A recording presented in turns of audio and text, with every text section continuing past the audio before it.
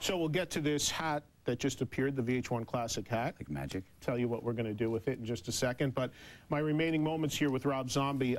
So Rob, film work, you have anything coming up? You've thought about the next project Yeah, yet? I actually have a movie that it's been in the works since The Devil's Rejects was actually filming. It's an animated movie. Okay. And that'll be finished sometime this year. It's called The Haunted World of El Super Beasto.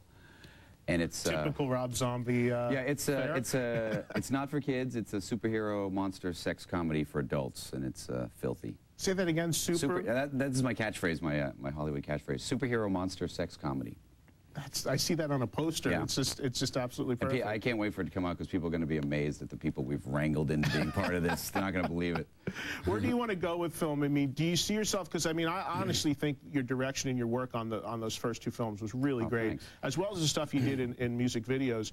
Do you want to become a director where you're doing everything? You want to move away from horror and get into other stuff? I just want to be.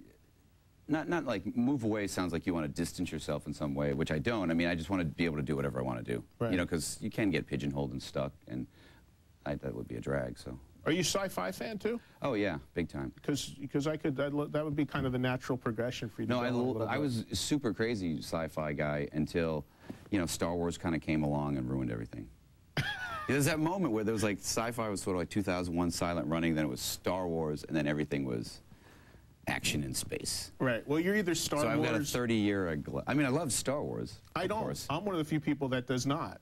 But when it came out as a kid, you didn't like it?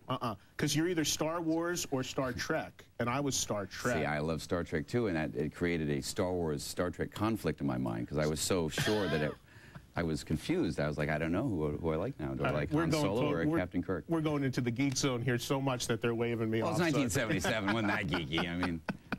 We've got to ask you to do us a favor. VH1 Classic is a big supporter of VH1's initiative to save the music, which is, of course, keeping school music programs alive. So we are going to ask folks that come into the studio if they would be so kind to sign some cool collectibles with this Sharpie retractable marker, the color of your choice.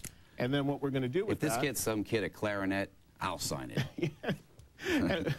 And well, I'm sure with your signature on there, it'll be more than just a clarinet. So we're going to auction that off and raise some money for the foundation and keep school music programs alive, or at least do our part. So, man, I could talk to you for hours. I appreciate you so much coming by. Thanks for having me. I hope you enjoyed my hanging with Rob Zombie as much as I did. I think you'd agree Rob possesses a great love of music and is truly a multi-talented artist.